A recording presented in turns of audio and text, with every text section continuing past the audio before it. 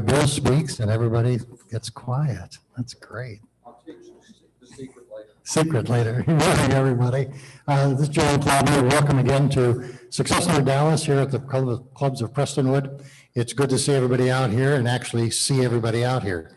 This is really great, and we hope to keep building our attendance each and every month. We both want to welcome you to this meeting this month. We're all excited to see you here again and all the new faces that we see here as well. Great crowd. I also want to welcome everybody on Zoom.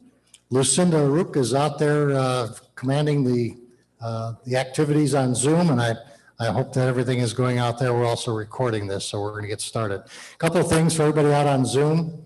If you're out there with your cameras on your cell phones, make sure that you're not doing something that we don't want to see.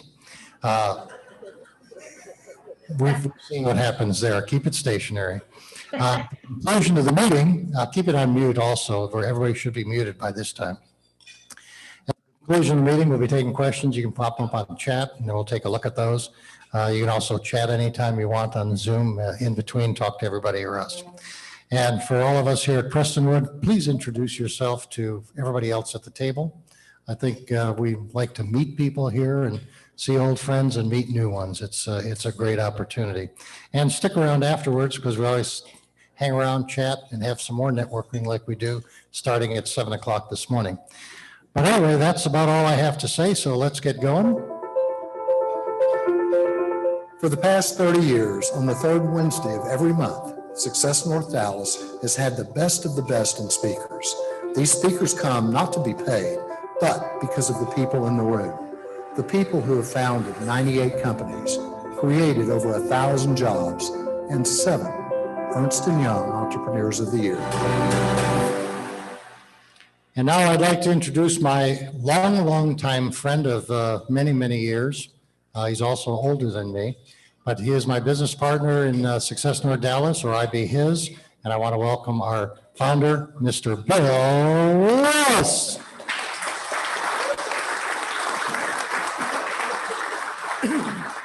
Older and wiser.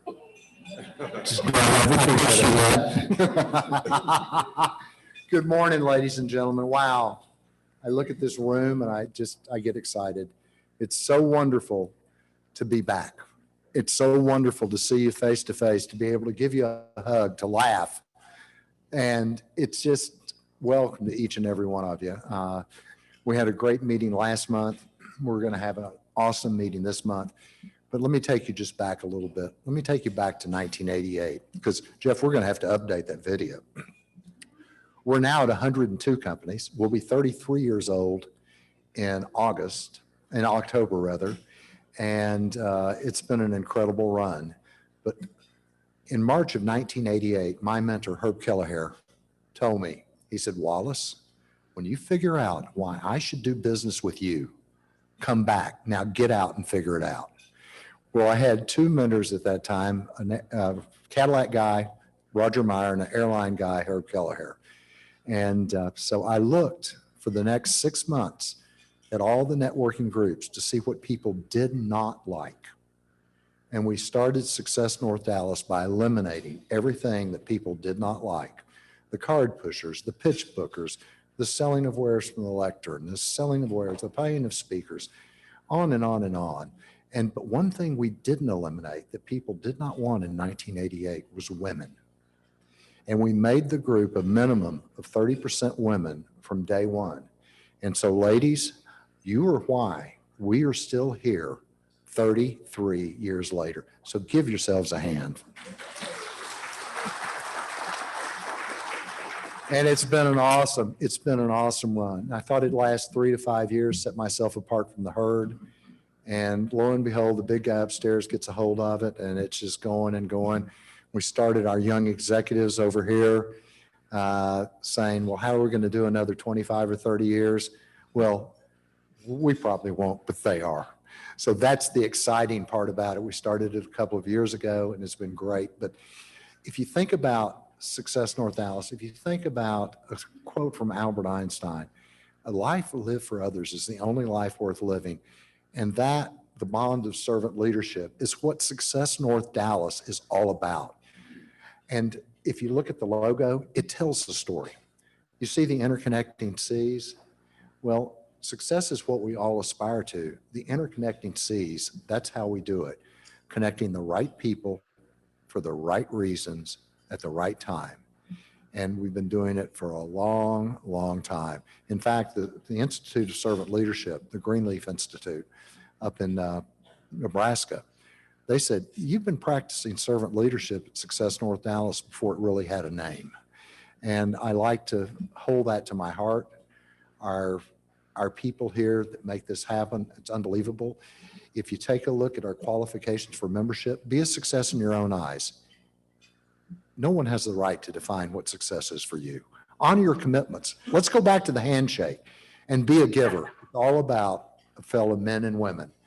And if you haven't looked at our website, just go to our website. If you're not on our emails, please sign up for our emails, successnorthdallas.com. We've got happy hours coming up. We've got great meetings coming up. We've got some town halls coming up. And we've got a great year planned out. So a special welcome to our virtual, all of you out there, our virtual attendees. We're so glad you're there. We've got people, I was looking from 7 states. We go from California to New York. So that's exciting. During COVID, we mastered the art of the Zoom, as many other people did. It's a funny story. Literally, March, we canceled our meeting. I was trying to learn, and Jeff Curley helped me so much, everything I could about Zoom. I talked to the CEO of Zoom twice, and we're still mastering it, but it's turned out to be well. So we will continue both in person and virtual from here on out. And I, again, thank Real News PR, Jeff Curley, and also Brad Parnell that did our website, RP1. It's getting so much traction, and we're doing great. And I mentioned the team. Well, I can't do this alone. My team, Jan Claudner, he's been with me for 32 of those 30, almost 33 years. Casey Hastings, she's outside and inside. And did you have a birthday yesterday? Tomorrow? Uh-huh. Happy birthday. Alan, should we sing to her? Should we? Nobody wants to sing. Nobody wants to sing. Anyway, happy birthday. Happy birthday. So we won't ask how old you are, but if somebody wants to know, I'll tell you privately. Luke Hollingsworth outside. Lucinda Rook is at home, being our gatekeeper, admitting people. Tammy Barrier is also at home. She coordinates our bonus events, our special happy hours. Misty Hoy, where are you, Misty? Ah, take a picture, my lovely lady. Thank you. Misty, photography by Misty. She's been helping us forever. Jeff Curley, Chris Cambria. Chris on the camera back here. Not only great friends, but so big time supporters as well. I appreciate you getting this out to the world for us. It's just been wonderful. Also visit his rundown. It's called The Rundown. He publishes it 365 days a year. And I believe Misty, several of us have been featured in it. Casey was featured yesterday, actually, I believe. And then there's some news about, well, we won't talk about that now. I don't think we should. Aaron Cook with the Marriott Hotels puts together our people from out of town, puts them up. And Andrew Reed, he's bailed us out. He's an attorney. What can I say? He's also our technology guru. And he's actually got the sound system working, the Zoom working. He gets everything working. So Andrew, thank you. And he's part of our young executives, by the way. And you'll hear more about that in a minute. And then Lucinda, I've already mentioned her, but we've had a milestone. She started our LinkedIn group, and we hit 3,000 people yesterday. So Lucinda, I know you're out there. A big hand to her. And then, of course, Kathy Clatterbaugh. She blows our Twitter up there she is right now, blows our Twitter up. And I'm answering these tweets for hours after the meeting. But I want to thank you all. And speaking of that, our hashtags. Go to our hashtags, let people know you're here, because we want them to know.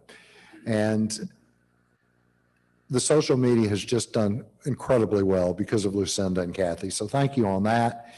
In the news, oh my goodness, now I get to have some fun. We're going to bring back name tags at some point. We just don't want everybody glomming together at the outside table in terms of safety. Obviously, you see nobody in the room has on a mask. Whatever your comfort level is on the mask and on shaking hands, just be yourself. That's all this is about you and you taking care of you. So just be yourself and be safe. I want to thank Mitch Kramer. Mitch, stand up, wave. How many people read this book after the last meeting? He bought a book for every single attendee, and his company is Fluent Financial, and I just want to thank you publicly again. That was huge and so appreciated.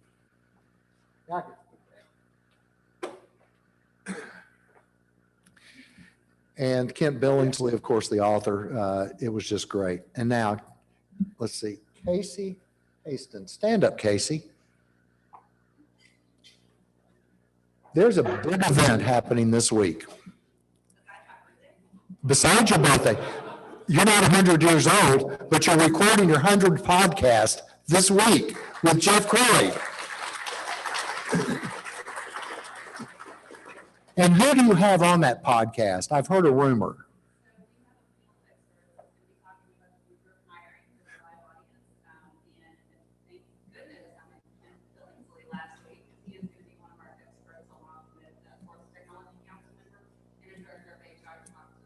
Ken Billingsley, a Ford Technology member, council member, and a director of HR. And the title is The Future of Hiring. I'm repeating this for our online audience, but congratulations and happy birthday again. Wow.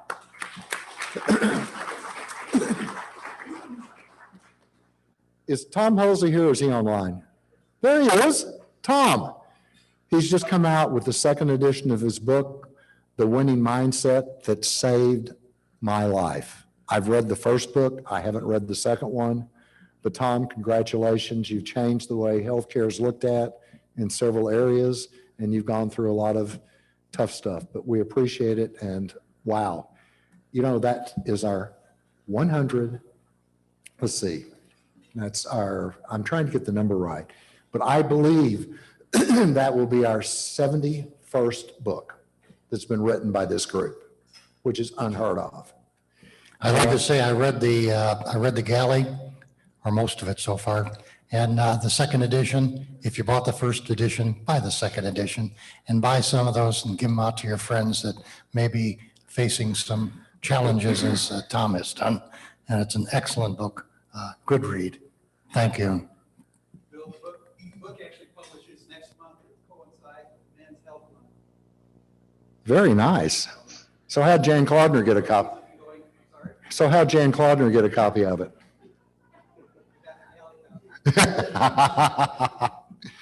But anyway, Sworn to secrecy not to pass it to you. it the book will actually come out next month and to coincide with the Men's Health Month. And the first was great, and Jan says the second one's great. Jan, I didn't realize you would read a book. Okay, all right, just wanted to check. And Essie, Work Innovators back here, she's literally given us a temperature facial recognition temperature gauge out front that we've been using some of the time. We should use it more, but really want to thank you for that and Work Innovators. That's really special. And then Kathy O'Neill. Kathy, stand up. Where are you? Volunteers of America. We're going to talk more about it later, but they have a great golf tournament. They're sponsoring the LPGA golf tournament out at the Tribute. And the dates of that tournament are June 30th through July 4th. Don't anybody leave. We've got a surprise later. Don't anybody leave. We have a surprise later. And I want to say a special thank you to Bronwyn Allen and Kent Berner. Bronwyn underwrites our young executives. Kent's our liaison with the young executives. He owns CIO Suite. Bronwyn is high-profile staffing. And Jan Claudner, you've got something to say about the young executives? Yeah, I do. The young executives, we got a table here of a group of them now. We started that, Bill started that a couple of years ago, and it's grown into a great organization of young people. And they've taken hold, and, Bill is not getting any younger.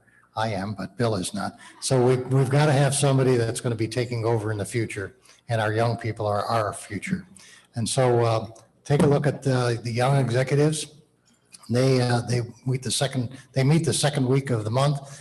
They have little organizational meetings, and then they also have happy hours, and they have lunch and learns. But we have special membership for the young executives, $245. It's $100 off the normal fees for the first year. And if you have anybody in your organization that you think should be involved, a young person that's up and coming, needs a good support group, have them get in touch with the young executives at Success North Dallas. Here's the board, group of young people that's headed up by Shelby Blevins, and our own Andrew Reed is Vice President of Sponsorship. We're also looking for sponsors for it. And on the 20th, Josh was supposed to be here, but something happened at home, so he's not here today. So and we're going to have a May in-person happy hour held at Twiggs American Kitchen. That's over at Grandscape. That's going to be on May 27th, 4:30 to 6:30. You're all invited. Happy hour. You don't have to be young to be there. Bill will probably be there, so it's okay. You'll be in good company. So that'll happen. And they're also looking for mentors. If you'd like to be a mentor to a young person, please step up and let them know at Young Executives, Success North Dallas. Thank you, Bill. You have to be young at heart. That's the qualification. And you can't be as old as Jan. So somewhere between 18 and Jan's age, and we're good there. I want to acknowledge John Bayless. This will be our 73rd book. Rapid ROI, it just came out. He published it with Mitchell Levy, who I also published my book with. Unbelievable book. I wrote an endorsement for it after I read the galley, Jan. And it's absolutely excellent. John, stand up. Thank you, sir. Thank you for being a part of Success North Dallas. I mean, we have got such a great year planned. I just get excited when I look at what's coming up. JB, you wanted to say something. What did you want to say something? You're good? All right. What did you want to say? Yeah, I just wanted to let everybody know that I've been trying to convince Bill to come to my event next month because him and Jen always are helping everybody. They're always giving people the recognition. And I want to recognize these guys at my lunch event, Next Level Experience next month. I sent Bill the date. So hopefully we could get Bill to come. And I just wanted to tell you I appreciate you. I thank you for everything that you're doing. And I want to recognize you and give you something nice. Thank you. All right. One of our newest partner members, and this is a good segue. When all our partner members in the room stand up, these are the people that came alongside of us when we were looking to go, figuring out how we could go another 25 years. And they've made an annual financial commitment to Success North Dallas, and they've stood beside us. They're why we were able to keep our dues down. But as we just move around the room, I want each one to introduce themselves, and I'm going to repeat it, and I'm going to start with a guy that started his business at a table in this room. How many years ago, Chris Hill? Almost as old as you are. Oh, jeez. Nothing's that long. Chris Hill, Visual Graphics, started here with some of the SND members a long time ago. And we do a marketing and full service brand management program. Essie. Hi, everyone. SNI here, working the waiter. We provide voice of businesses using media and technology. JB. Great CEO Next Level Mastermind. I teach my clients, business owners, entrepreneurs, investors, digital assets He is a guru at the Bitcoin world. Just if you have a question, you call him. Jeff Crilly.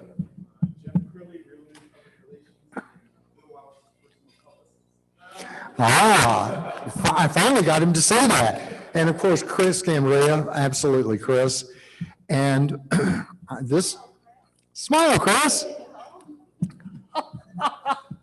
Everybody gets bossy around here. He's so serious.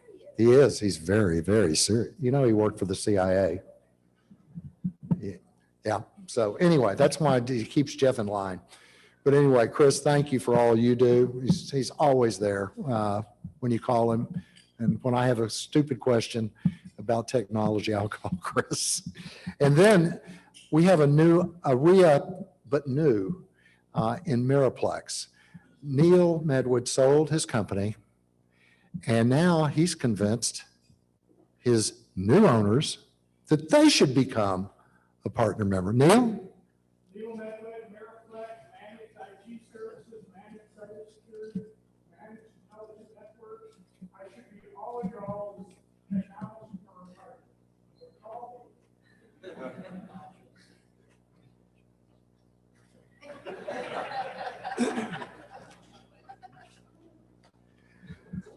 Anything else?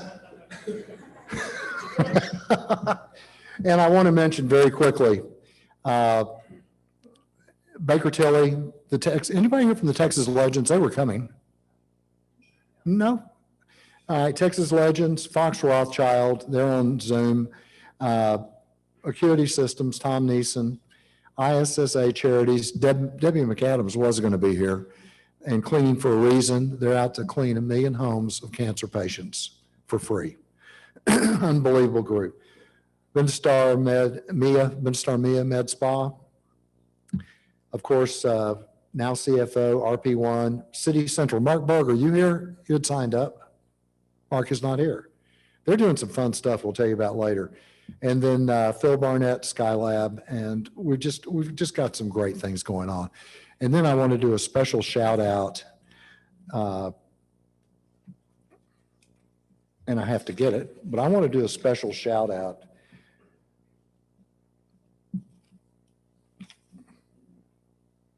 Why I'd put it in at the end and not at the beginning. Mitchell Levy is on the call, the Zoom from California. So he got up at really early. Mitchell, we want to say hi, excuse me. We want to say hi to you, but I want to also acknowledge who Mitchell is and what he's doing. One of those special times of the year for Success North Dallas is December, and there's a number of reasons why, but one of the big ones is Mitchell Levy has spoken here for the last 3 years in December. And last year, he used his time with us to practice his second TEDx talk. And we gave him some powerful feedback, and he incorporated in the talk, as you will see when you listen to this talk. He also birthed Credibility Nation because of the lack of credibility that we're seeing in our country these days. Unbelievable. It's a membership community. You can learn about conducting business and living life credible. And for those of you who've been around the block, we've seen the deterioration of literally humanity over the last couple of decades, and it's only getting worse. And we need to live in a better world. And that's his goal. One which is more credible, one which is more, quote, I think, user-friendly, more humane. And he presents a practical solution to this, bringing back our humanity. But Mitchell, your passion, Mitchell, your mission, your vision, it shines through everything that you do. And I want to encourage all of you all to watch his TED Talk and to share it. We will be sending it out after the meeting to everybody. But the title is, We Are Losing Our Humanity, and I'm tired of watching it happen. So watch it, share it with your company, share it with your friends. It is extraordinary. It is extraordinary. Mitchell, say hi to everybody if you can. I can say hi here. So can you hear me, Bill? Yes. Direct from California, Mitchell Levy. Technology. Thank you. Oh, it's great to be here, Bill. Thanks for having me. What a great, strong introduction. And I practiced the TED Talk 30 times, and the first time I practiced was at Success North Dallas, and it was I got great feedback, and and I'd love for those who were able to see it live. I love to get feedback on how it is now and on the mission. If this is of interest to you, if you see this and go, wow, I want to be part of this, reach out directly. And I'm happy to support you. Bill, the one thing I thought I'd mention is we actually have for those who want to bring this inside their company, we have a course that you could use that will help you have better conversations with your workforce so that you can both learn how best to be more credible and open up that facilitated conversation where, Bill, when you talked about what Success North Dallas is about, that handshake to do the right deal, that's what we want. That's what we need to bring back to the world. I'm glad you're doing it. And thanks for letting me talk and refer people to the TED Talk and what we're doing at Credibility Nation. Appreciate that. Love you, brother. Thank you very, very Love you much. too. Ladies and gentlemen, Mitchell may come back and speak again. I have this funny feeling that he's going to negotiate to come back and speak again. Of course, Mitchell, you're awesome. He's part of the Hero Club. He's part of C-Suite. And we become great friends. He actually got a book out of me. I had a manuscript about that thick. I'd been messing with it for 3 years. I was frustrated. I was ticked off. And I met him and in San Francisco, then again in New York. And we said, let's do it. And we had a book done in 3 months, out in 6. And it was it's amazing. Thank you, Mitchell. I appreciate you. I always do a quote. And I try to tie it to the topic. But I was reading our speaker's book, Top Gun's Top 10. And on page 109, I found something that I thought was incredible. And that is this: friends who are willing to tell you what you need to hear and not what you want to hear are worth their weight in gold. And that came from Top Gun's Top 10, Lessons from the Cockpit.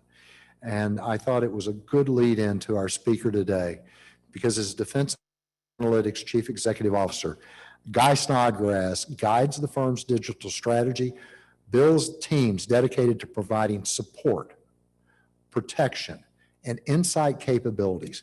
He also leads their digital advisory practice, a career in national security as a national security expert. He brings a wealth of experience, 24 years serving in the U.S. Department of Defense. His advisory experiences span, and listen to this, ladies and gentlemen, span from Fortune 500 companies and smaller privately held companies, as well as work with the White House, Congress, the Intelligence Committee, allied and partner nations. He also authored the 2018 National Defense Strategy, which advocated for game-changing technology investments that were required, literally required, to safeguard you and I. The title, Americans' Digital Infrastructure and Overall Security Interest. Commander Snodgrass previously served as a career fighter pilot in the U.S. Navy. We actually have a bottom gun. Eric Dyson's out here as a bottom gun. He wanted to bottom gun, and I've got a top gun. So anyway, Eric, you thought I missed your lead, but I didn't. During Iraqi freedom, combat tours over the skies of Iraq, Top Gun instructor, U.S. Navy Fighter Weapons School, commanding officer for a Japan-based fighter squadron with operational experience in the Americas, Europe, Indo-Pacific, and Middle East.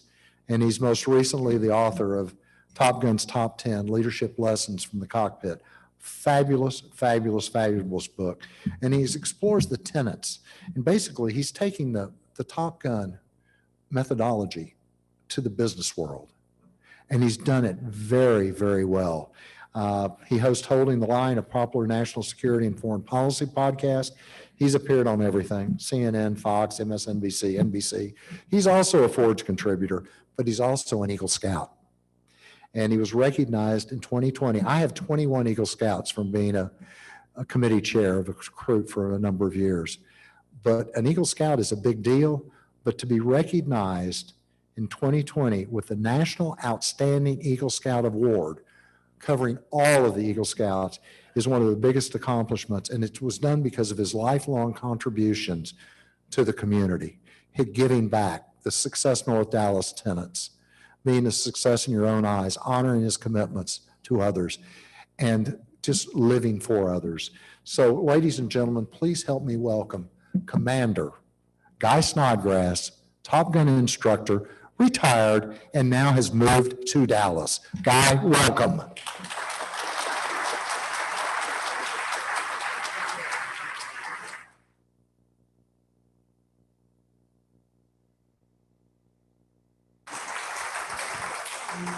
All right, so I'm using a lavalier. Can everybody hear me okay?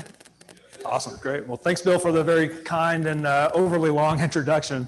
It's great to be, like he mentioned, not only here with you this morning, but I'm once again thrilled to say that I grew up in the Metroplex.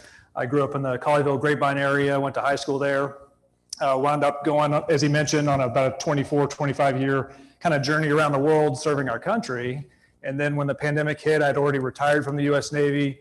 My wife and I looked at each other. We've got 3 relatively young children, and we said, well, we can basically go anywhere we want in the country. Where do we want to go? And we said, we absolutely want to come back here, not only because we want to get back to family, but because we want our kids to grow up with the same kind of values that I know my wife and I grew up with by growing up in this area. So it's great to be back with you. And thanks, Bill, once again for the opportunity to speak. So I think what I really wanted to do today was kind of mix things up. Obviously, you know, we have a lot of very senior executives in the room, business leaders from the Metroplex. You know, that's your daily life. That's what you do day in and day out, and you're very, very good at it. So I kind of, when Bill asked me to come speak, I wanted to see if I could marry up something very unique and then insert that to expand the conversation. And so, of course, Top Gun is a relatively unique institution. Being a fighter pilot is a unique background, but the thing that I found is that there are so many of those lessons that you'll learn as you go through, not only from that type of career path, but also when you work with very senior leaders here in the United States, in business, and around the world. There's common tenets it always seems to shine through, right? You walk into that room, just like this one, and suddenly you find yourself gravitating to some individuals who really stand out. And so what is it that makes them stand out? So there's, as he mentioned, there's 10 in the book. I'm gonna share 3 of those with you here today. All right, so as he mentioned, this is the book I had just written to capture those. This is the first book I'd written. One of the job experiences I'd had was to be the director of communications for the US military in the Pentagon. So I'd been asked by General Mattis, former Secretary of Defense, to work in his front office with him as part of the Trump administration. So I did that for a year and a half, learned a ton, and that was the basis for the first book. So really insightful lessons to be in that kind of environment. But I think what we're really here to talk about was what I did for the majority of my career, which was fly fighter planes. And so the way I like to capture this is to say, you know, one, what a great career, but this was my office, if you will, for about 20 years. Flying in the cockpit of a fighter jet, you know, in relatively speaking, when you're in a fighter, usually there's a, like we see pictured here, there's a single seat fighter, which is what I did most of my career. And there's also 2-seat fighters where you have someone front and back. If you've ever seen the original Top Gun movie, that's Maverick and Goose, right? So you got 2 people on the plane. But this was the office, and it was great because not only was, I mean, you're flying a fighter jet, how can life get any better? But also because of the fact that, I mean, you're doing basically everything simultaneously. If you think about it, you had to be able to run your communication suites. You had to use the radios. You've got 4 separate radios. When you're in combat, you've got, you know, the Navy SEALs on the ground who are asking for fire support. You've got other airplanes. You've got the airborne controller. They're all talking simultaneously. You got to sort through that. At the same time, you're handling the stick and throttle so you can actually maneuver the aircraft. You have to navigate. So there's a lot of information coming at you in a relatively quick amount of time, and it takes a lot of training to do that. But the thing that I liked most about it wasn't necessarily just the job itself. It was who you had the opportunity to work alongside. Oh, we're not advancing. Can you do it, Jan? Thank you. It was this reason right here. It's because of the fact that you deploy, that's what made the United States Navy and fighter pilots in the United States Navy unique, is that we deploy on board nuclear powered aircraft carriers. And so we are a globally distributed force. You can go anywhere in the world. And of course, you probably heard that quote that a lot of times you hear on TV when a crisis around the world happens. That's what the president asks, is where are the aircraft carriers stationed? Because that's the quickest way to get forces into the region. But more importantly, it's because of the fact that you have 4,500 men and women on board this aircraft carrier. You have everybody pulling together to make that one single mission possible, and that's to launch and recover aircraft.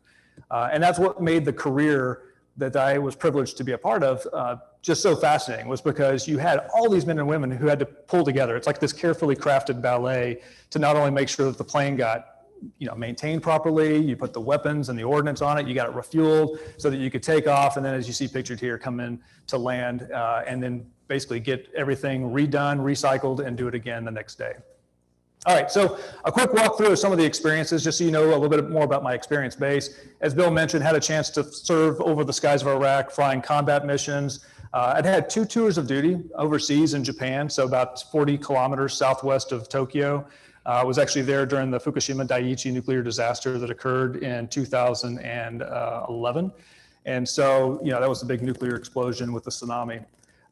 It was fascinating because it gave me a chance not only to kind of step outside of America, but then also to see what America looks like from outside, to work with partner nations, to see how they perceive us. And then also, much like Bill mentioned with Success North Dallas, the key tenets was to find ways to partner with other nations to make our relationship stronger, because it is a very big part of what we do. So what you see pictured here, when I was commanding officer of that fighter squadron in Japan, I had reached out and worked with the Japanese Air Self-Defense Force to create that partnership program with them.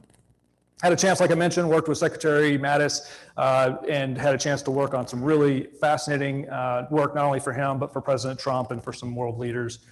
This was the plane we use, E-4B. I think the thing that I found fascinating about this, it's two things. One, it's one of the only airplanes in the United States. It's what's called nuclear hardened. So it's actually an airborne command post. It's what the Secretary of Defense uses when he flies around the world. So one, if there was any kind of a nuclear attack, we could survive it. So I guess there's about 20 people who would make it.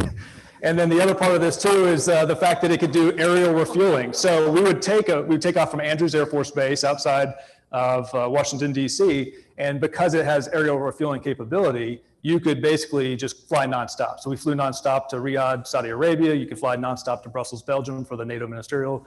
It was great because you never had to land and disembark and then come back on. The bad news was that if you know anything about General Mattis's reputation, he's a workaholic. And so you found yourself actually working pretty much the entirety of the flight on the way there. And then as Bill mentioned, also have a chance to do my own stuff now. All right, so the focus of this conversation is really about some of the lessons I had been very, very lucky to learn early on in my career. What makes Top Gun unique is that it was really born from the crucible of conflict. It was born out of necessity. It was the fact that the United States, frankly, was not doing as well as we should have, and some of the conflicts around the world. And so how do we make that actually better? So if you think back all the way through to, let's say, the end of the Korean War, we had, the United States had just exited World War II, had done incredibly well with aerial combat then. You get into Korean War, once again, had done incredibly well. Well, what you see pictured here is the flight deck of an aircraft carrier, and you have F-4 Phantoms. This was a really frontline fighter plane that was used during the Vietnam War. And the problem is that we were launching these aircraft into North Vietnam, and we were losing far too many. There's a number called a kill ratio, which basically is just in a very abrupt way means that, well, how many enemy planes can you shoot down and lose as few as possible friendly airplanes, right? That's how you want to be able to demonstrate how good you are and your ability to actually wage combat. So the problem is that we had a kill ratio of 2 or 3 to 1. That meant for every 2 or 3 enemy planes we've been shooting down, we lost one of ours. If you think about the fact that, of course, your adversary is there in their home country, we have to send our planes and our material over on board an aircraft carrier or a container ship. You just can't sustain those kinds of numbers. You run out of stuff really fast. You run out of people really fast. And so that's where Top Gun was born. It was a very close look at, well, what are all the reasons that we're failing to perform? Because at the end of the day, just like it is with business, it's all about performance. It's all about return on investment, return on your invested capital. How do you actually, get to your highest possible performance capability? And so the same thing here with the U.S. military. So they conducted a very careful study in 1969. It was something called the ALT report, and that's where the Navy Fighter Weapons School was born from, was from the crucible of war. And so it became known more popularly as Top Gun. And so what they found was that over the succeeding years, took about 2 years after they brought the first class through Top Gun, and suddenly that kill ratio went from about 2 or 3 to 1 up to 12 to 1 once again, where it had been in previous conflicts. So it was a proven model, and it wasn't anything miraculous. I think that's what, once again, especially for the senior executives in the room, you've seen this. You've seen cycles. You've seen the up cycles, the down cycles, and you realize a lot of times it's not the most exquisite skill set that's going to make you or your organization successful. It's those basics. And that's what Top Gun really focuses on, is how do you become brilliant at the basics? How do you make sure that all the blocking and tackling skills you can do repeatedly, incredibly well at the highest level of performance to move forward? All right, so the 3 lessons I wanted to chat about briefly, and then I'd love to, if there's an opportunity with time at the end, just to field any questions. But the first one I learned from Top Gun was that nothing worthwhile is ever easy. And I think that becomes increasingly important. Bill mentioned, obviously one of our Zoom guests has talked about some of the characteristics of society that have begun to erode over time. And one of those that I think many of you can relate to is that there's just a little bit more of this increasing kind of get rich quick mentality. And I think that social media makes this more difficult as well. You see someone on TikTok, or you see someone on Twitter, or you see someone on Snapchat who suddenly seems like it's an overnight sensation, and it's usually not the case. It's usually with a lot of hard work and dedication and preparation behind the scenes that you just never saw. But the takeaway for especially a lot of the younger members of our society is that, hey, that was easy, so I can do that. And then it makes it difficult to become resilient. So the reality is that nothing worthwhile is ever easy. And I learned this at Top Gun. Now, this is a picture of what you would see. Now, if you're flying a fighter plane and you're getting ready to come into land, this is what it looks like. You're about maybe 3 to 5 seconds from actually touching down on the flight deck of the aircraft carrier. The area right there with looks like a runway is called the landing area.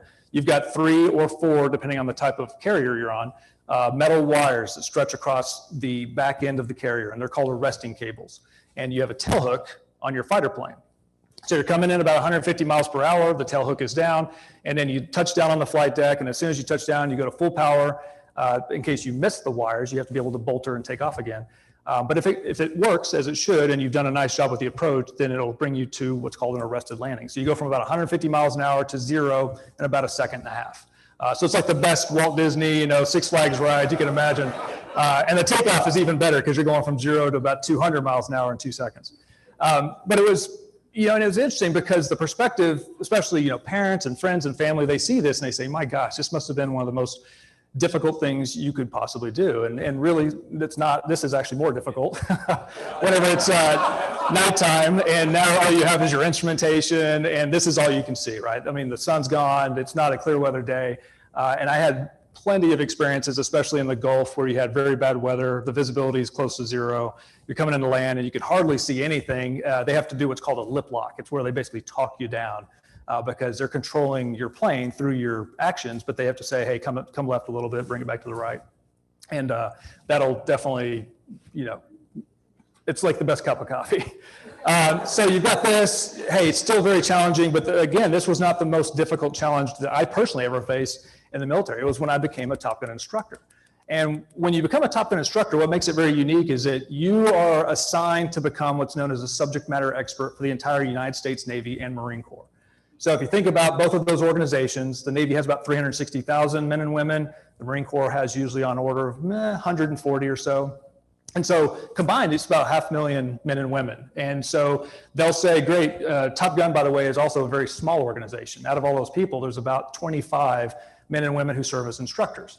And so they're brought in from the fighter pilot community or other aviation related communities, and they select you, and then they say, okay, in my case, I was what's known as the air-to-air mission planning subject matter expert. I meant that for all aerial combat, that I had to be the representative to teach the new tactics. I had to work with the CIA, for example, to learn the intelligence about what are our adversaries capable of, the Russians, the Chinese, Iranians, North Koreans, et cetera.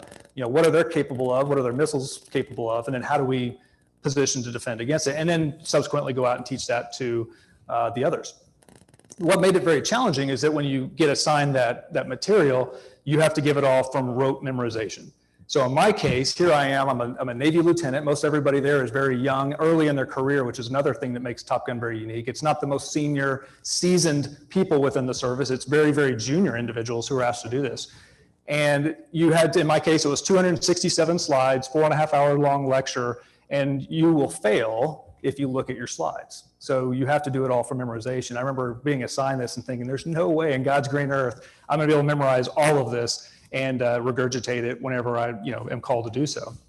And one of the guys pulled me aside at the very end. You have this process, it's 6 months long. There's essentially what's called 8 pre-boards. And that's where you basically, much like whenever the TED Talk individual came and gave his presentation, and it's kind of like a murder board. You gave him feedback and then you use that to improve. And he mentioned he did it dozens of times before he actually gave the talk. Same thing here applies. So after the very first pre-board session I had, did very poorly. I had to look at the slides something like 6 or 7 times, hadn't fully memorized it, thought, man, I'm gonna fail this, 6 ways from Sunday. And one of the very senior instructors pulled me aside and said, look, first off, you've had, a couple hundred people who've come before you over the course of decades who've all been able to do it. So if we can do it, you can certainly do it. The other element is, hey, remember, like nothing worthwhile is ever easy. You just break it down into those bite-sized chunks, and that's how you build. So don't try and eat the whole elephant all at one time. Start off, you've got 5 parts to your lecture. We'll memorize the first part, put it on note cards, find ways that work for you. Once you feel very comfortable, you can build out the successive parts. And so I like bringing that one up because it had really nothing to do with flying an airplane that became incredibly tough. It was the fact of giving this presentation and giving this lecture that really taught me that, once again, it was that hard work and investment with nothing worthwhile is ever easy. And I learned that very early in my career, but it paid off dividends throughout the entirety, not only in the military, but then successively in business as well. Like Bill mentioned, I'd spent a couple tours of duty at the Pentagon. The first time around, I was the speechwriter to the head of the United States Navy. The second time around, I was the chief speechwriter for Secretary Mattis and the director of communications. And so you better believe that that concept paid dividends, because you realize there are so many politics, as you may expect with Washington, D.C., not only here locally and state level, but it just gets amplified when you're in D.C. There were just so many different challenges running around that building. So knowing how to navigate those, how to work those, became incredibly important. So you just stuck with it, never gave up, and you usually found that success would follow. All right, so some things that kind of came through this, and as I think about where we've just come out of during the pandemic, and I'm hoping you found this to be true with your organizations as well, and that is that if you experience any kind of crisis or any kind of hardship in your own personal life, a lot of times once you come through it, it's very difficult when you face it, when you come through it, whether it's you individually or your teams, it develops stronger teams. Same thing, making things happen, don't let them happen. There's a lot of times that it's easy to be passive. And one of the best things that I learned from Secretary Mattis was the fact that, hey, 9 times out of 10 to be successful, just take action.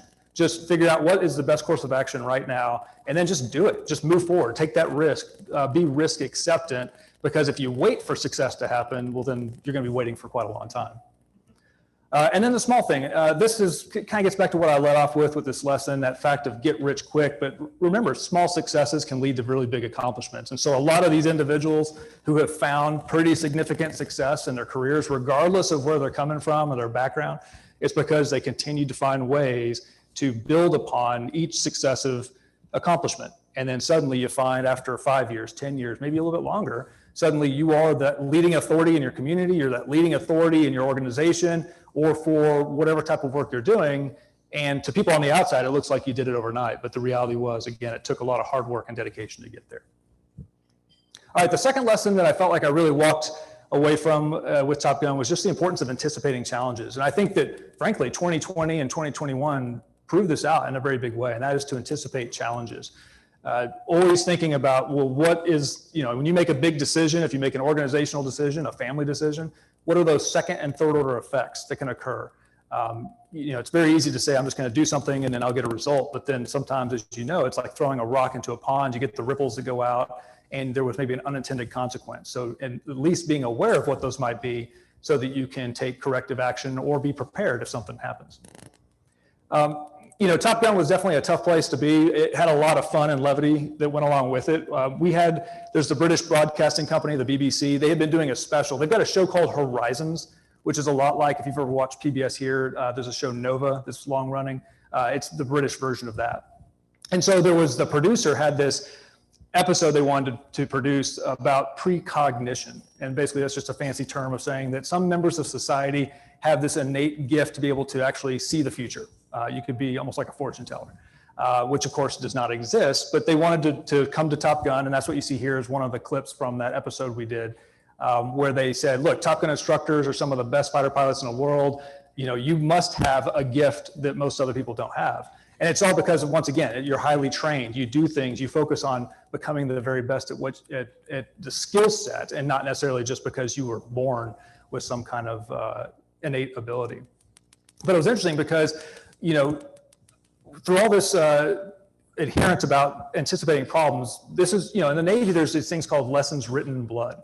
It's unfortunately a lot of times, and I've seen this happen firsthand, where, someone you fly with is killed in combat because they make a mistake. My very first time on an aircraft carrier, when we were going over to the Gulf for Operation Iraqi Freedom, we'd actually had a sailor killed, not in combat, not because they were doing anything to support the war effort. They were killed because someone had made just a very simple mistake and had not properly secured an aircraft, and basically got hurt by that aircraft and subsequently was killed by it. So you would think that, anticipating problems is something that you want to do, but these lessons written in blood can be more powerful, right? A lot of times the failures we experience in life are much more powerful as a teacher than the successes. And so that's what this, story is really all about. What you see pictured here is a plane called an F-16. It's a fighter jet that they use in many countries. I've flown it here in the United States as well. This one, it happens to be from the country of Jordan. So whenever I was in the Gulf for OIF, you had the Jordanians extended an offer, said, why don't you come to our country? You can train with our fighter pilots and move forward there. Awesome opportunity, right? 2 weeks off of the aircraft carrier, got to be on the outskirts of Amman and fly against some of their best fighter pilots. The only problem is that I did not anticipate problems. I hadn't done my due diligence. I didn't think, I was just excited to be there and looking forward to some really good dogfighting, and hadn't thought about some of the issues that could arise. And when you think about dogfighting, this is an old time photograph, 2 different planes than we fly today, but it's one of the best ones I could find that shows you what it looks like when you're dogfighting. I mean, you're very close to one another. It's you're under what's called heavy G loading, right? So you're being pushed down your cockpit. You're sweating like crazy because it's hard work, and your arm and your legs that feel normally at 1 G, which is what we are today, just normal Earth's gravity. Suddenly you got 7 or 8 or 9 times that pulling you down, and so it's a pretty tough situation to be in. So with this Jordanian, I had briefed with them, which is the process by which you both go into the room, you talk about the flight and the mission, what you're going to do. We kind of blazed through that. We launched, we got airborne. We were now about 20 miles apart, and you have a air controller who's helping you to find each other. And the position you see right here is something called the merge. It's when 2 aircraft are flying really close next to each other, they pass each other. That point at which you pass is called the merge, and then you start your dogfight. The problem was in this case that I could see the Jordanian. I'd found them on my radar screen and I could see him visually, but I didn't know he couldn't see me. So we have what looks like a safe pass, kind of like what you see on the slide. And as I maneuver to get set up for the dogfight, I see that his F-16 is pointed right at me. I mean, straight at my aircraft, which is not the normal. And so I maneuver to the left. I'm like, okay, I'm gonna get some separation. Maybe he's being really aggressive. He wants to kind of show the American what's up. And I maneuver away, and then about 2 seconds later, I see his nose once again maneuver to point right at me once again. So if you think about this, right, 2-lane highway, if you're coming one direction and the car just keeps pointing right at you, crossing into your lane, that's kind of what you're experiencing, except it's fighter jets, and they're both going about 600 miles an hour at the same time. So it's what we call 1,200 knots of closure, so very fast. And once again, I maneuvered away. The second time, he once again pointed right at me. And at the very last minute, or in this case, last couple seconds, I realized this guy does not see me, and we're about to collide and explode over the skies of Jordan. So I had to perform an incredibly aggressive maneuver just to make sure that we didn't collide. It wasn't until we landed, we debriefed, that I found out he never saw me visually. He just was listening to his radio and watching his radar screen, saw a blip, and just put the blip right in the middle of the screen to try and, he figured at some point I'll see this guy and we'll start the fight. So that was the biggest downfall. That's where, like I said, this was a lesson that was almost written in blood, because I had not anticipated problems. I didn't realize that I was used to being an American, doing the way we train here in the United States, had no perspective with how the Jordanians train, hadn't spent the time that I needed to actually make sure that we had emphasized safety. And so it was a really good lesson very early in my career about the types of real world issues that can occur. And of course, this is very extreme when you think about being in the cockpit of a fighter plane. It happens in business all the time. I work, like Bill mentioned, I work with some Fortune 500 companies, and a lot of times, you get very laser focused on the result you want to achieve or the outcome you're trying to arrive at.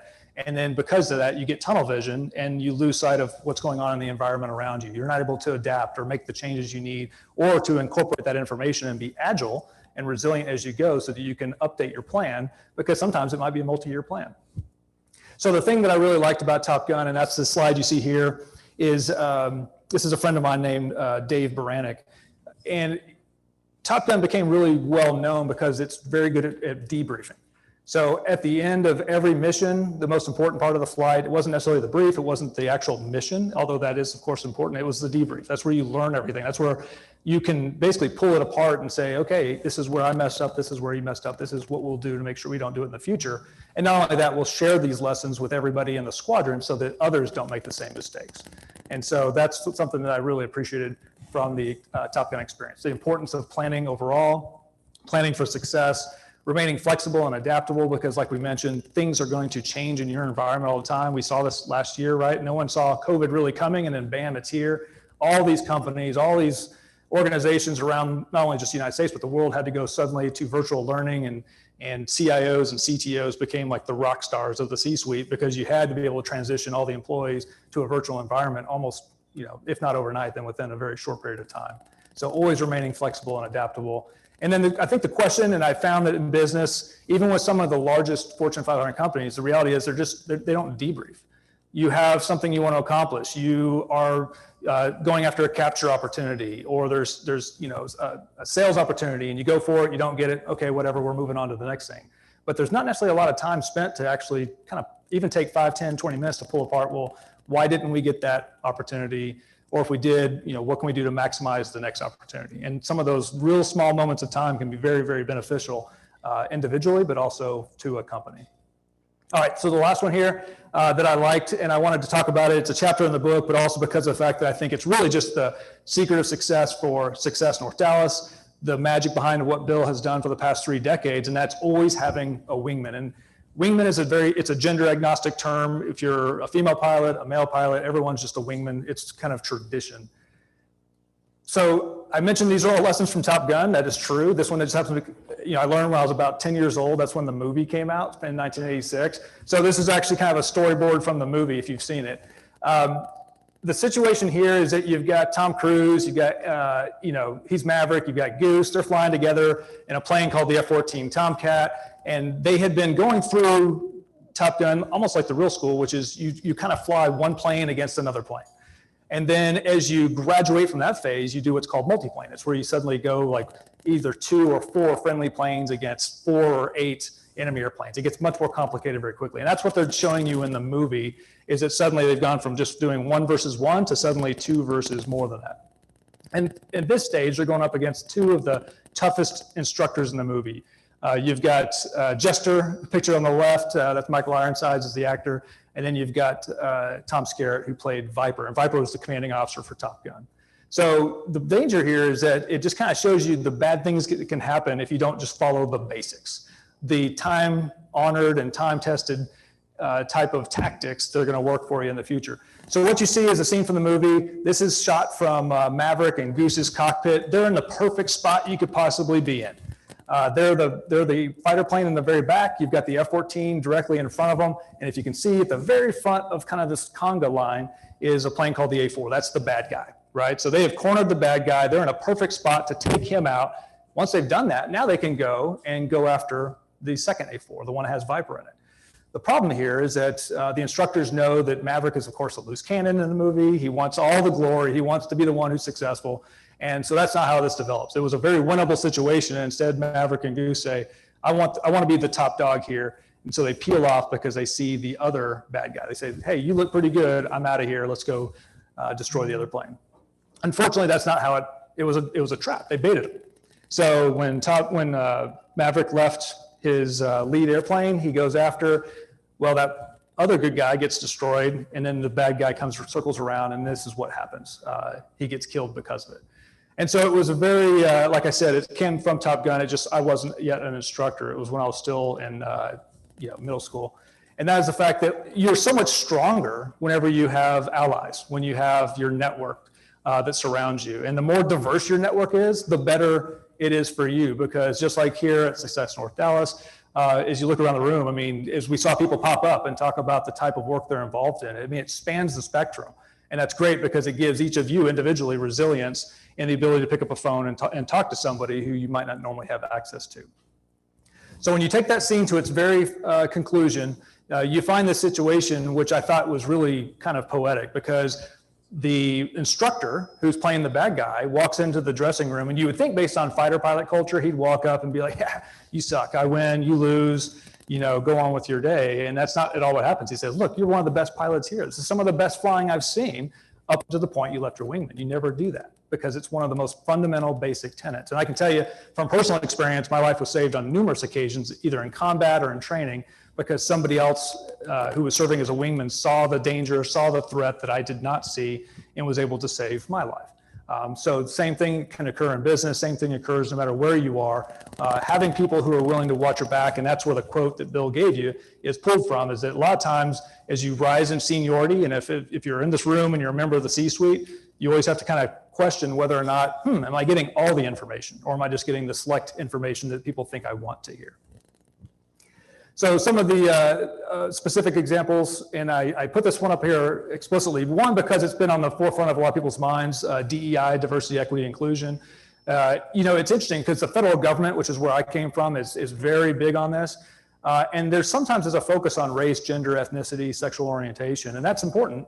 But for me, it's just as important when you have that diversity in background, experience, and ideas. The fact that people are coming from, you know, it's easy to have an organization where everybody has the same worldview, but when you're surrounded by that as a decision maker, it's very difficult to get to the best decision. So finding ways to surround yourself with people who have very unique viewpoints, who can challenge the status quo and can challenge what your organization is currently doing. Developing effective communication. I can tell you from firsthand experience as a senior executive in the federal government, it's very easy to stand up, just like I'm doing right now. I mean, I can stand up and give this speech and then probably poll 2 or 3 of you afterwards and say, what'd you get out of this? And what you tell me may not be what I intended for you to receive. But doing that kind of feedback loop is critically important because that's how you become a better communicator, but that's why I underline effective, because every day we communicate with one another, we communicate within our organizations, but are you doing so effectively? Are you actually having the results that you want to achieve? Capturing COVID best practices and lessons, whether it's COVID itself with remote workplace, remote learning, et cetera. How did your organization handle adversity? Were you positioned for it? What did you learn from it? Here in Texas, of course, we had the winter storms that came through. And if you would have said, well, hang on a second, winter storms suddenly caused issues with the power generation capability. And we didn't realize the fact that without power, you couldn't do water treatment. And without water treatment, cities went dry. And they actually drained out some of their water supplies. I live in Keller, Texas, and that's what happened. We went completely dry. We were on bottled water for about 3 or 4 days. So, you know, okay, well, that was an interesting kind of failure mode. So if something looks like this in the future, how would we position for success to make sure that we're, of course, safe, but then also can do your best work and best results? And then like Top Gun, proactively train your team, always finding those ways to look ahead, figure out what is the next challenge you're going to face, not tomorrow, not next week, but what are you going to be facing 6 weeks from now, 6 months from now, or a year from now, or even beyond. The last thing I'll leave you with is just, I think this epitomizes what it was all about day in and day out. When a fighter plane lands, it can only fly forward. The jet engine can only push you forward. You can't go in reverse. So it requires, as it shows here, an all hands effort to make that happen. And so regardless of what your job is, every jersey color has a different role on board the flight deck of a carrier. Everyone's joining in together. Everyone's making sure that they can move this Marine Corps aircraft back into position. And that's what it was all about. High functioning teams always wind up resulting in mission success. If you're not necessarily getting the success you expected, then what are you going to do to proactively change it? And finding ways to skate where the puck will be. Hybrid workplace, new reality. Obviously, cybersecurity is a persistent and growing threat. And so for everybody in this room, I mean, obviously we had the gentleman pop up and say, I should be your best friend and on your Rolodex for everything cybersecurity, but he's right. The fact is that everybody and every organization is increasingly at risk, and we're seeing this now in the media because of ransomware attacks. My brother's a school administrator here in Texas. They've been shut down twice because someone installed ransomware and demanded a ransom payment. I mean, that's just becoming increasingly more prevalent. How is your business positioned for that? Are you thinking about what would you do if everybody's in the cloud or has if data underpins your success, well, what do you do if you no longer have access to your data for some period of time? How's that going to impact your business? How's that going to impact your clients? And then this is where I'm definitely positioned right now, but increased data aggregation analytics. I mean, the trend here in the United States, trend globally, is just more and more data is being generated. You've got the Internet of Things, you've got all these changes occurring in the environment. So if your business has any kind of surface contact area, if it touches this kind of stuff at all, healthcare, finance, I mean, all of these things wind up using data analytics. So what are the trend lines looking like for the next few years, and how are you positioning your firm for that? So with that being said, I know we started a little bit later, and I think I've kind of chewed through most of my time, but I appreciate it. If there are any questions, love to take them, but otherwise, I can hand it back to you, Bill. Let's do a couple of questions. Who's got the first question? Right. The mention of cybersecurity. Admiral James Stavridis, I'm not sure I can say his name right, has a new novel, 2034, on a novel of the Third World War.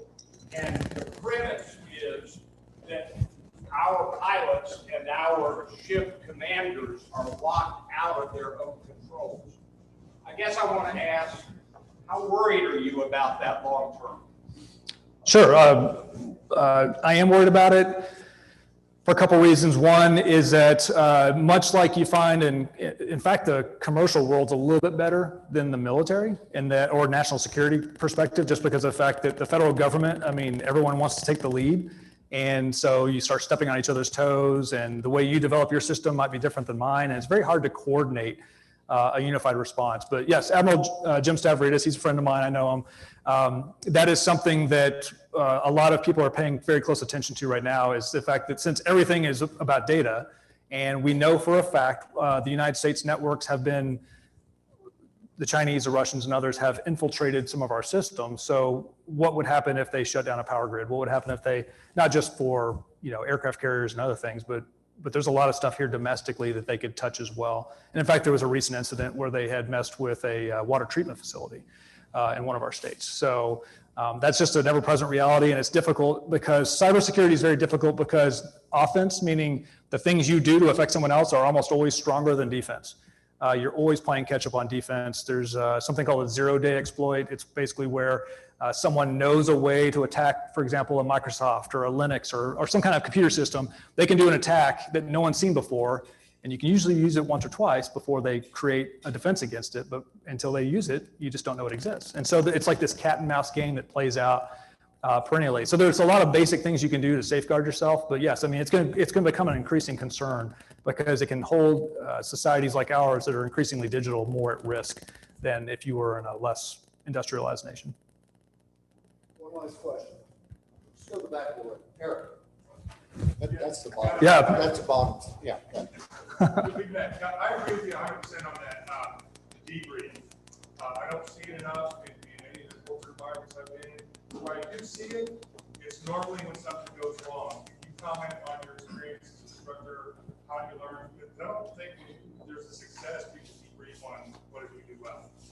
Yeah, well, and that was kind of the beauty, is that you always, debrief was sacred. And like you said, it was whether it was, you could have had the worst failure of your life, you could have had the best success of your life, you're always going to debrief it.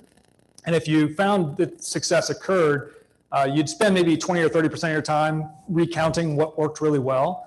But then once again, anticipating problems, you'd spend the next 60 or 70% of the debrief saying, okay, well, things worked out really well in our favor this time, but what could have gone wrong and what would we have done in those circumstances, right? And one of the things that makes aviation really unique is that, and same thing with the submarine community, right? You have to have these things called emergency procedures. Things that could occur in your equipment or in your aircraft or in your submarine that are so catastrophic that if you don't handle these items in the right order and in a very short amount of time, then people are going to lose their life. So you have to memorize them completely. And that's, and that way when a crisis occurs, you can just go off of rote memorization. We call it STEM power. It's where something happens that you didn't expect, and suddenly all your high level functioning seems to leave you. You can't find the right words, you kind of freeze in place, and you're just going to do whatever basic actions you're kind of programmed to do. And that's where that training occurs. So finding a way to always bring in debriefs is one of the strongest tools that I can give an organization. It's one of the ones that when I work with various companies, It's something we practice on pretty early on, is just finding the appropriate ways to work together in a very positive, collaborative way to bring out those lessons so everyone can learn. And they could be great lessons, or they could be lessons that were from challenges, but they're very strong nonetheless. Ladies and gentlemen, Guy Snodgrass.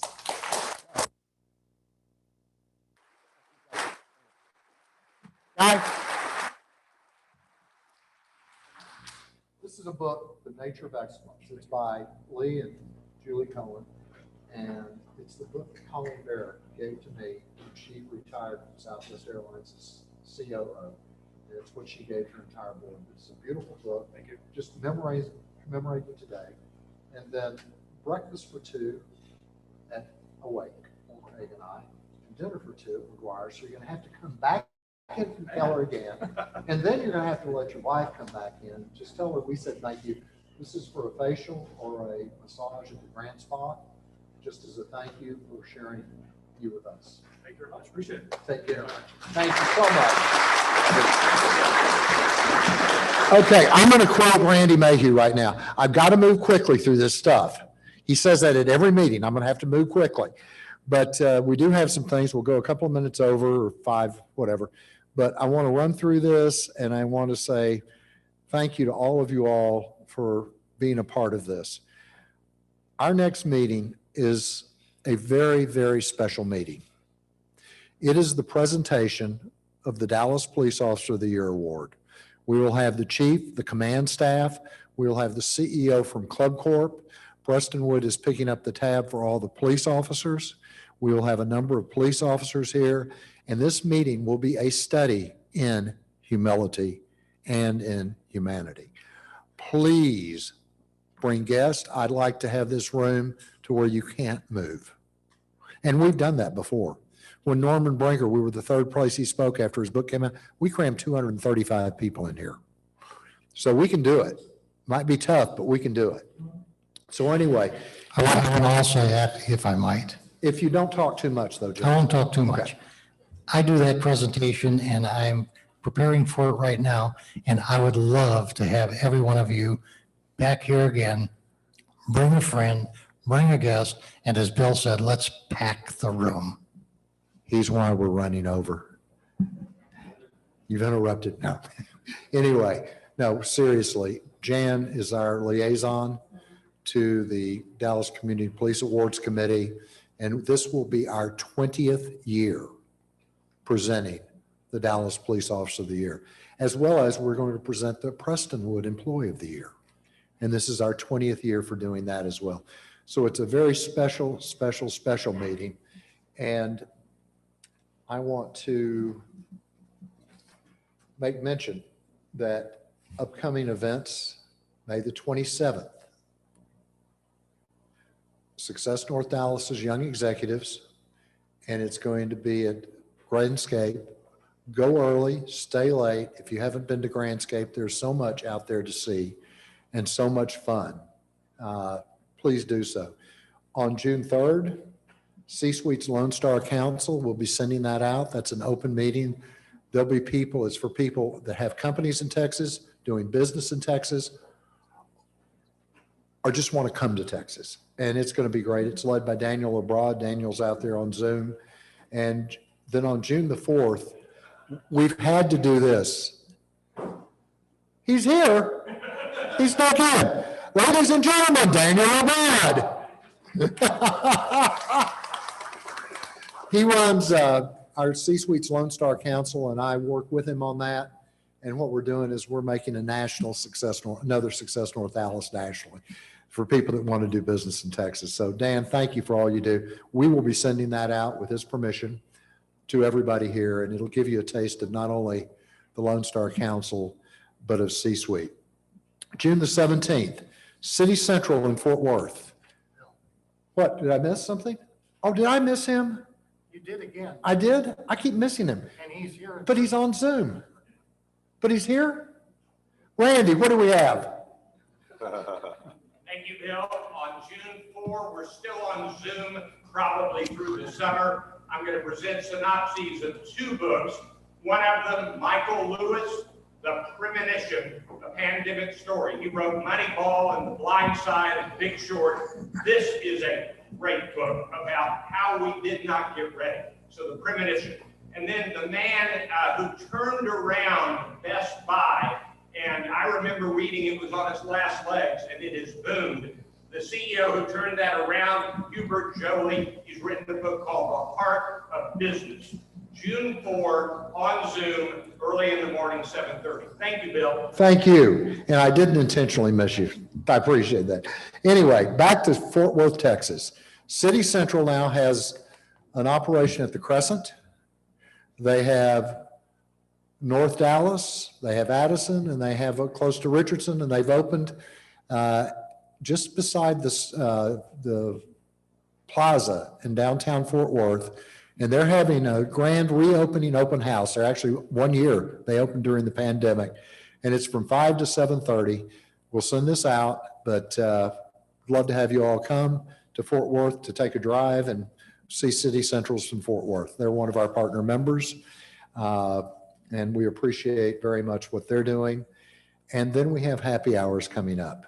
We have several happy hours coming up. We have 3 different places that we're working on dates with right now. But the big happy hour is, again, May 27th with our Success North Dallas Young Executives. And then there's a very special event. And it's the LPGA, but they have a Pro-Am at the PGA. And all of the PGAs, big tournaments. And it costs a lot of money to play. Huh? It's a lot. Anyway, they have an opportunity.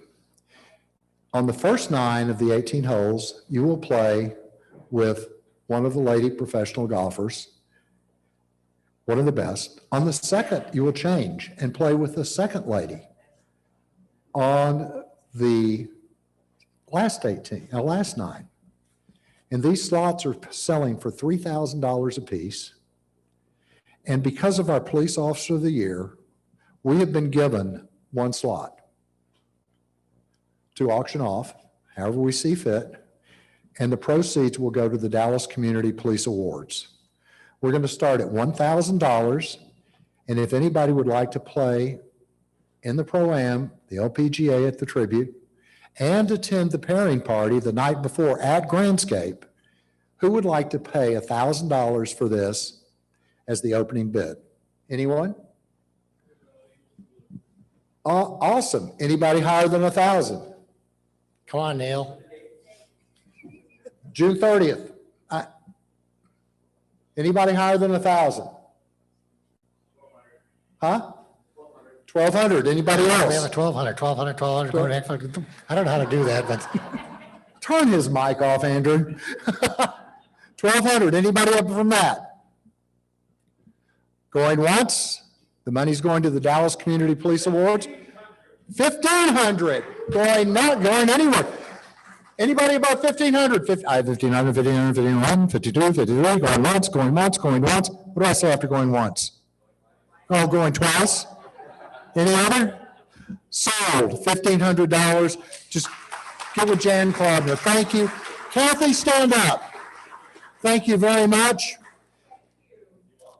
And we also are going to have 4 VIP tickets for the Saturday and Sunday portion. We'll talk about that at our June meeting. But we want to thank you all for doing that. I appreciate that very, very much. The Dallas Community Police Awards for how many years? 40? we've been doing it since 1974. We've honored over 500 police officers each and every month. And we're excited, and I really appreciate it. The Dallas Community Police Awards Committee. Great, thank you. Thank you. Okay, very quickly, moving right, let's see, Randy, move right along. I got to move quick on this. Donations. We've gone through a rough time. If you'd like to make a donation to Success North Dallas, we do a lot of different things. You can go to our website. There's a little donate button on there. That's up to you, $20, whatever. We've got a bunch of virtual people out there. That's entirely up to you. But every little bit helps, and we appreciate that very much. Membership in Success North Dallas. Qualifications for membership: or be a success in your own eyes, honor your commitments, and be a giver. And the $345 a year, what does that get you? That gets you all 12 months of fantastic meetings, continental breakfast, the best and the best of speakers, first-time guest at no charge.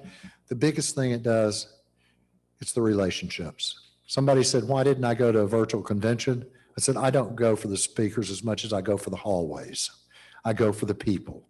I go for the before and after. And if a group is lucky enough, like we've been for 30 years, to have the best of the best at this lectern, like Guy was today, that's an exciting bonus because it's the relations that are built. And that's really what you're joining for. And we're invoicing our current members now. Don't upset Jan by not paying. And remember, you're not a member without an application and paid dues. And then special introductions, very important part of this program. Anyone new to Dallas, in transition, or looking for an internship, please stand, give only your name and your discipline, come down afterwards by the Texas flag, and anyone in the room that has any idea that might help this person, please come down and visit with them afterwards. So anyone that chooses to, please stand. Recent graduate student from Texas Tech in sculpture. Created a new way of using styrofoam to make jewelry and other exciting things. Welcome back to Dallas. I have one of his first books that he published a number of years ago with his art. Fabulous, fabulous, fabulous artist. Anyone else? All right. What day of the month is the next meeting, Jan? Is that the 16th of June? June 16th. That's one day after my birthday, by the way. Just wanted to let everybody know. Bill gets older again.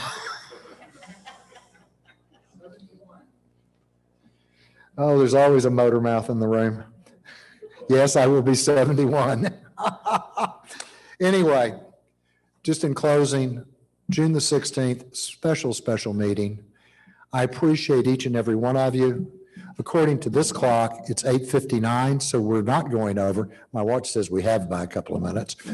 But may you do what you love to do with people you love to do it with on purpose. God bless and Godspeed. Stick around, network. We're going to have Zoom open as well. And thank you all for coming. God bless.